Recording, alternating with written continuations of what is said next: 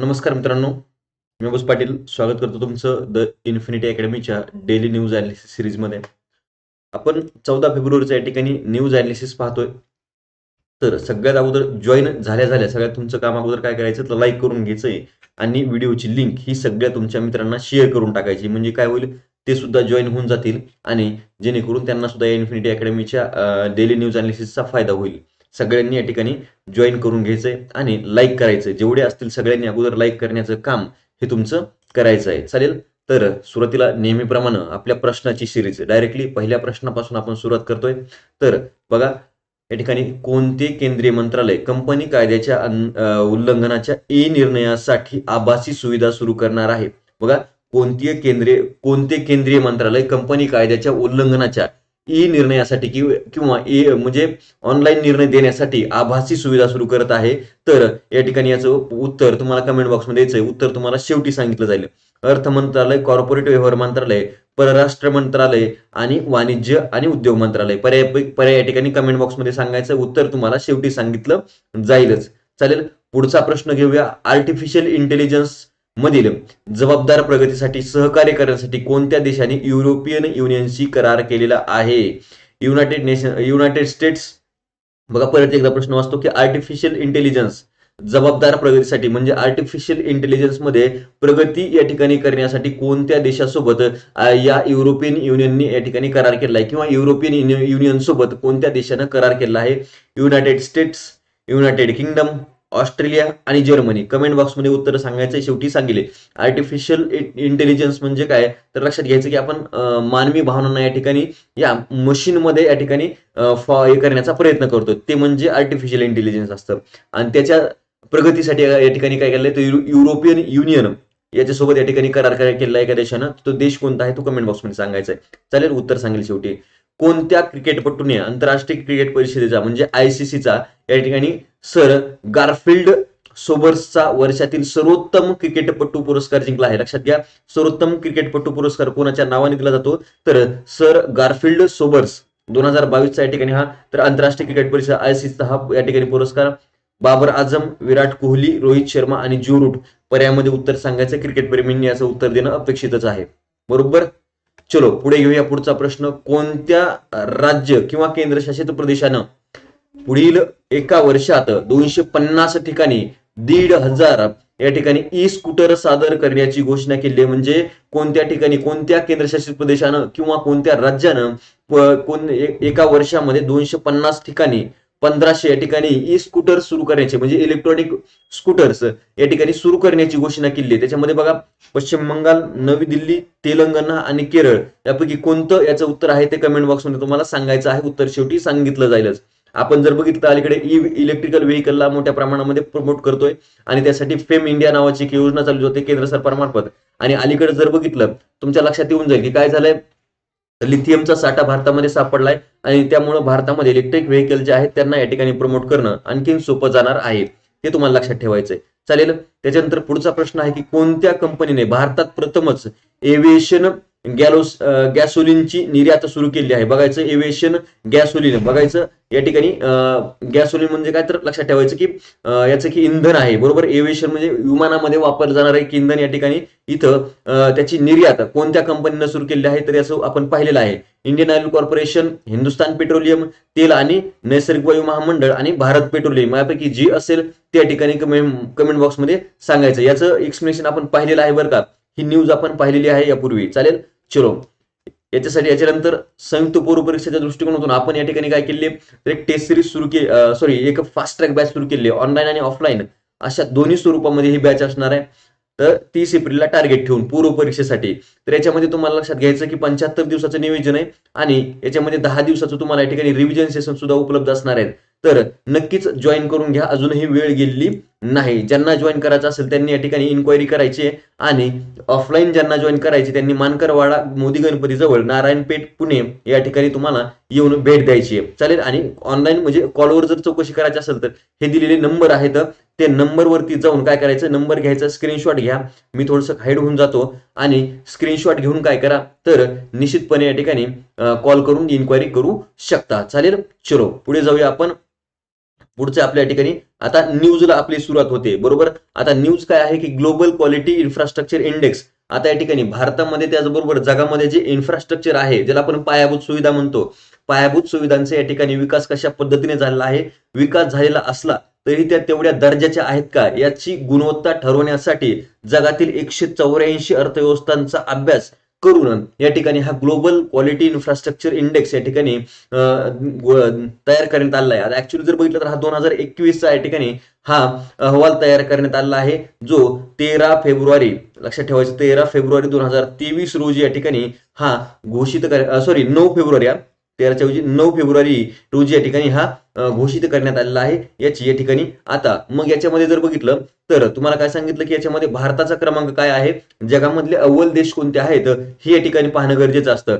तर या ठिकाणी लक्षात घ्यायचं की भारताचा या इंडेक्समध्ये काय केलेलं आहे, तर 10वा या ठिकाणी क्रमांक प्राप्त झालेला आहे भारताला. आणि मग भारतामध्ये ज्या 10वा क्रमांक आहे 184 देशांमध्ये, तर भारतामध्ये निश्चित प्रमाणामध्ये पायाभूत सुविधांचा विकास तर झालेला आहेच आहे, पण या ठिकाणी गोष्ट काय महत्वाची आहे तर त्यांचा या ठिकाणी क्वालिटी सुद्धा, दर्जा सुद्धा व्यवस्थितपणे राखला जात आहे. आणि मग त्या पायाभूत सुविधांची या ठिकाणी दर्जा राखण्यासाठी कोणती संस्था कार्यरत आहे, तर लक्षात ठेवायचं क्वालिटी काउन्सिल ऑफ इंडिया.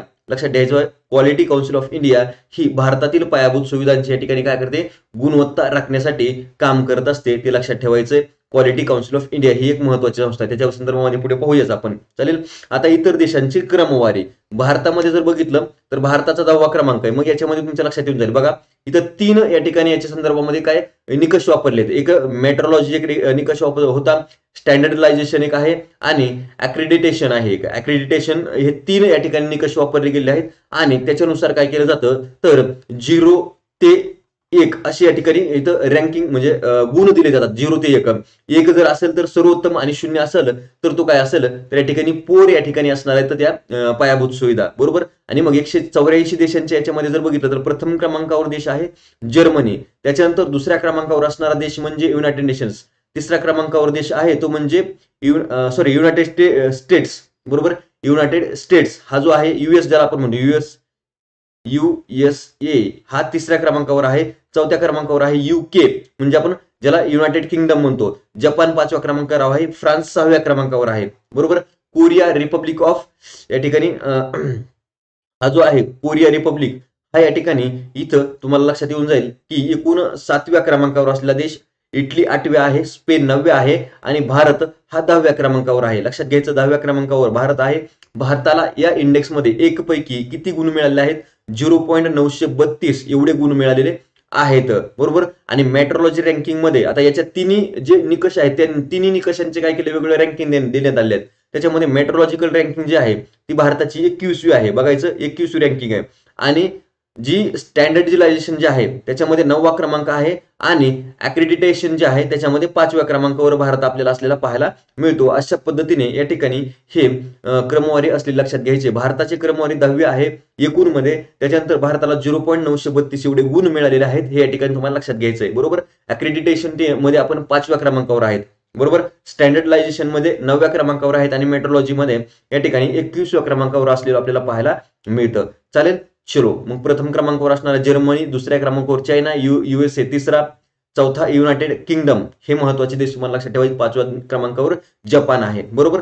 चलो पुढे पाहूया. आता याच्या संदर्भामध्ये ग्लोबल क्वालिटी इन्फ्रास्ट्रक्चर इंडेक्स, बरोबर. आता ग्लोबल क्वालिटी इन्फ्रास्ट्रक्चर इंडेक्स जो आहे त्या ठिकाणी बघा दर्जेदार पायाभूत सुविधांच्या आधारावर या ठिकाणी हा निश्चित केला जातो. 184 देशांचा या ठिकाणी अभ्यास करण्यात आलेला आहे. कोणत्या संस्थेमार्फत या ठिकाणी हा इंडेक्स तयार केला जातो तर लक्षात ठेवायचं मेसो पार्टनर अँड एनालिटिक्स नावाची एक संस्था आहे. ही संस्था एक या ठिकाणी हा इंडेक्स तयार करत असते. प्रायव्हेट या ठिकाणी एक संस्था आहे, तर ती संस्था या ठिकाणी सल्लागार स्वरूपाची संस्था आहे आणि ही संस्था या इंडेक्स तयार करण्यामध्ये या ठिकाणी योगदान देत असते, बरोबर. हे लक्षात ठेवायचं. आणि त्याच्यामध्ये मेट्रोलॉजी, मानकीकरण आणि मान्यता आणि गुणवत्ता या संबंधित सेवांची काय करायची, या संबंधित ज्या सेवा असतात त्यांच्या या ठिकाणी सेवांची आंतरराष्ट्रीय प्रणाली याच्या मार्फत यांचं इथं काय केलं जातं अनालिसिस केलं जातं आणि डेटा गोळा करून काय केलं जातं तर तो इंडेक्स तयार केला जात असतो, बरोबर. मग QCI तुम्हाला म्हणलं क्वालिटी काउन्सिल ऑफ इंडिया, भारतामधील पायाभूत सुविधांची निगराणी राखण्यासाठी या ठिकाणी क्वालिटी काउन्सिल ऑफ इंडिया ही संस्था कार्यरत असते. आणि मग या संस्थेची जी स्थापना आहे बघायचं तर 1997. आता तुम्हाला लक्षात घ्यायचं की याच्या संदर्भामध्ये जी नोट्स असणार आहे ही @अबूज पाटील, अबूज PATIL, अबूज पाटील ABUJPATIL @अबूज पाटील या टेलिग्राम चॅनलवरती उपलब्ध होऊन जाईल. लक्षात घ्या आणि ही नोट्स व्यवस्थितपणे वाचून घेत चला. डेली शेड्यूल या ठिकाणी पाहता येईल. 1997 मध्ये DPIIT म्हणजे department of promotion of industry and internal trade या ठिकाणी या संस्थेच्या मार्फत या 1997 मध्ये या QCI म्हणजे क्वालिटी काउन्सिल ऑफ इंडियाची स्थापना करण्यात आली होती. या संस्थेच्या ज्या प्रमुख संस्था आहेत म्हणजे या संस्थेवर नियंत्रण ठेवणाऱ्या संस्था कोणत्या बघायचं, NABCB म्हणजे national accreditation board for certification bodies. लक्षात ठेवायचं ही एक संस्था आहे NABCB आणि दुसरी आहे NABL national accreditation board for testing and calibration laboratories ही या ठिकाणी एक दुसरी संस्था आहे. बरोबर, या दोन संस्थांच्या अंतर्गत ही QCI कार्यरत असली तुमच्या लक्षात येऊन जाईल. बरोबर, आणि या मार्फत या ठिकाणी NABCB जे आहे हे प्रमाणन संस्थांसाठी मान्यता मंडळ म्हणून या ठिकाणी काम करतं. म्हणजे या ठिकाणी ज्या प्रमाणन जे आपण म्हणतो की काय की मान्यता देण्यासाठी या ठिकाणी ही संस्था काम करते. आणि ही जी आहे NABL ही चाचणी आणि कॅलिब्रेशन प्रयोगशाळांसाठी राष्ट्रीय मान्यता मंडळ म्हणून काम करते. दोन या वेगवेगळ्या संस्था आहेत. बरोबर, चलो या पद्धतीने या ठिकाणी दोन संस्थांच्या माध्यमातून हे QCI ही संस्था कार्यरत असलेली पाहायला मिळते. त्याच्यानंतर पुढची या ठिकाणी महत्वाची न्यूज आहे की न्यायमूर्ती सोनिया गोकानी यांच्यासह चौघे मुख्य न्यायाधीशपदी. आता या ठिकाणी महत्वाची गोष्ट काय आहे की सोनिया गोकानी जे आहेत यांची नियुक्ती इथे काय केली आहे तर गुजरात उच्च न्यायालयाच्या मुख्य न्यायाधीश पदावर करण्यात आली आहे. आणि सध्याच्या घडीला भारतामध्ये जेवढी 25 उच्च न्यायालय जे आहेत त्याच्यापैकी एखाद्या उच्च न्यायालयाची मुख्य न्यायाधीश असणारी महिला ह्या एकमेव महिला ठरलेल्या आहेत. बघा सध्या आज घडीला फक्त एकमेव आहेत. प्रभारी एक हिमाचल प्रदेशच्या आहेतच पण त्या प्रभारी आहेत.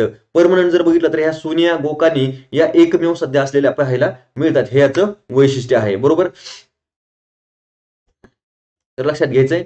चलो मग या महिन्याअखेरीस निवृत्त होत असलेल्या दोघांसह 4 न्यायाधीशांची नियुक्ती या ठिकाणी 11 फेब्रुवारी 2023च्या उच्च न्यायालयाचे मुख्य न्यायाधीश म्हणून या ठिकाणी करण्यात आले.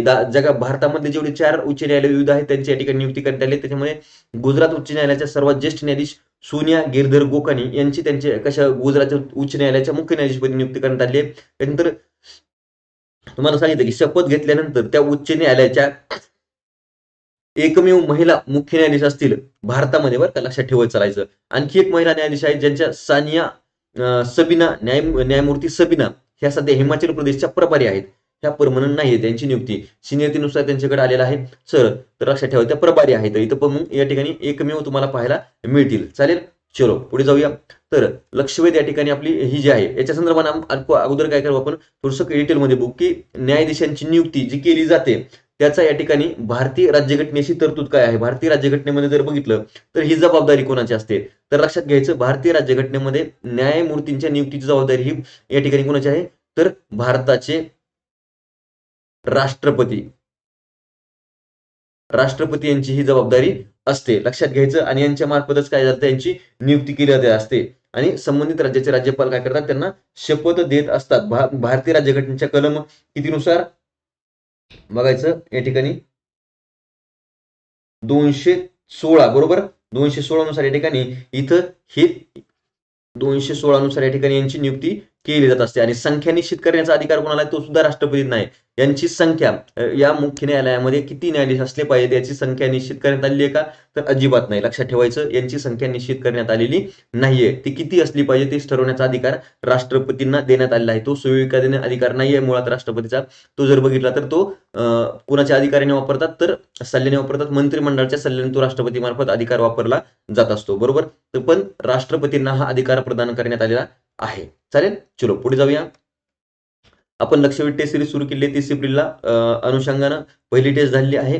सगळ्यांना ज्यांना जॉईन करायचं असेल त्यांनी फास्टमध्ये जॉईन करून घ्यायचं आहे. अगदी दर्जेदार प्रश्न या ठिकाणी तुम्हाला उपलब्ध होतील. इथं बघा ज्यांना टेस्ट सिरीज संदर्भामध्ये इन्क्वायरी करायचं असेल त्यांनी काय करायचंय तर दिलेल्या नंबरवर या ठिकाणी इन्क्वायरी करायची आहे स्क्रीनशॉट घेऊन. चालेल, चलो पुढे जाऊया.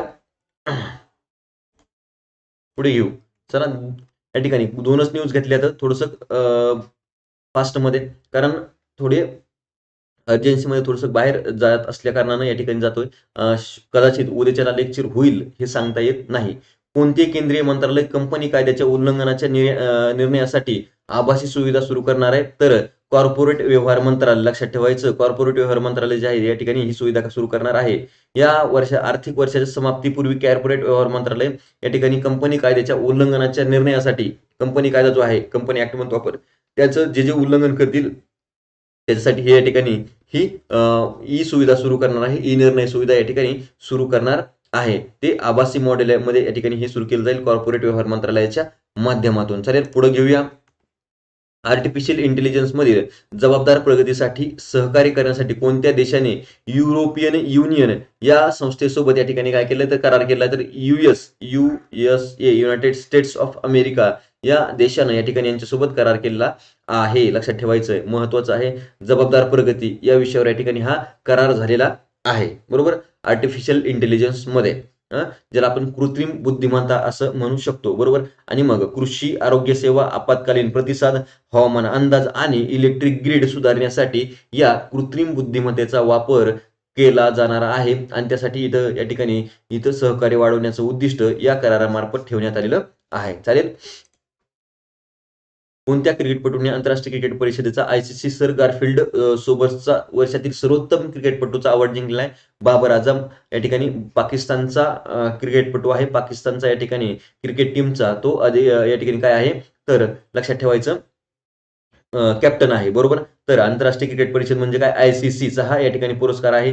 पाकिस्तानच्या कर्णधाराची ODI cricket of the year म्हणून या ठिकाणी, आणि काय तर सर गारफिल्ड सोबर्स ट्रॉफी 2022 च्या ICC पुरस्कार क्रिकेट या दोन्हीसाठी निवड झाली. मग ODI वन डे क्रिकेट, बरोबर, ODI cricketer of the year या ठिकाणी याला पुरस्कार दिलेला आहे. हे महत्वाचं आहे. आणि सर गारफिल्ड सोबर्स ट्रॉफी 2022 सर्वोत्तम या ठिकाणी क्रिकेटपटूचा हा पुरस्कार दिला देण्यात आलेला आहे. मग बरोबर, ह्या बाबर आझमलाच 2022 मध्ये सर्व फॉर्मॅटमध्ये 2010 धावांचा टप्पा पार करणारा तो एकमेव खेळाडू होता. म्हणून त्याला या ठिकाणी हा 2022 मधलं सर्वोत्तम क्रिकेटपटूचा या ठिकाणी पुरस्कार देण्यात आलेला आहे. त्यांनी 2000 धावांचा टप्पा पूर्ण केलेला आहे. चलो, कोणत्या राज्य किंवा केंद्रशासित प्रदेशाने पुढील वर्षात 250 ठिकाणी 1500 ई स्कूटर सादर करण्याची घोषणा केलेली आहे?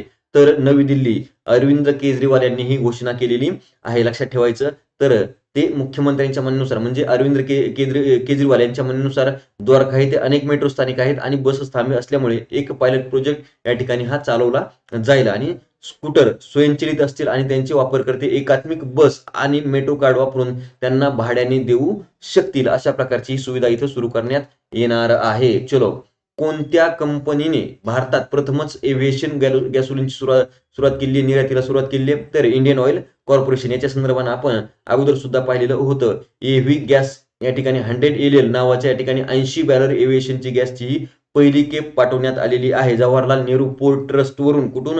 JNPT. मग इथं तुम्हाला लक्षात येऊन जाईल प्रश्न आणखीन एक विचारला जाऊ शकतो की कोणत्या देशाला पाठवली? तर पापुआ न्यू गिनी या देशाला या ठिकाणी या गॅसोलिनची इथं एव्ही गॅस 100 LL नावाचे 80 बॅरल हे पाठवलेले आहेत. ह्या एव्हिएशन गॅसची पहिली खेप कोणत्या देशाला? पापुआ न्यू गिनीला. कुठून पाठवली? तर JNPT या ठिकाणी असणारं जवाहरलाल नेहरू पोर्ट ट्रस्ट महाराष्ट्रामध्ये तिथून या ठिकाणी हे पाठवलं आहे. लक्षात ठेवायचं. चलो, आणि ज्याचा वापर कशासाठी? तर ड्रोन, आपण जे म्हणतो मानवरहित विमानं जे असतात त्यांना उडवण्यासाठी, त्यांना नियंत्रित करण्यासाठी या गॅसोलिनचा वापर केला जाणार आहे. चालेल. चलो,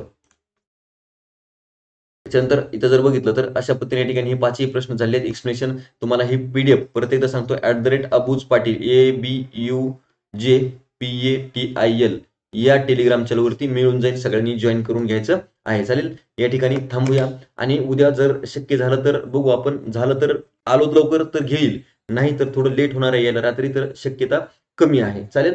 तर सगळ्यांनी लाईक करायचंय जाता जाता आणि इथं या ठिकाणी काय करायचंय तर महत्वाचं. चालेल. महत्वाचे या ठिकाणी लाईक करून जायचंय. सगळ्यांना लिंक शेअर करत चला. 8 वाजता आपण प्रेझेंट राहत जाऊ. ठिकाणी दररोज प्रेझेंट राहायचं आहे. चालेल. ठीक आहे. या ठिकाणी थांबू. Thank you so much.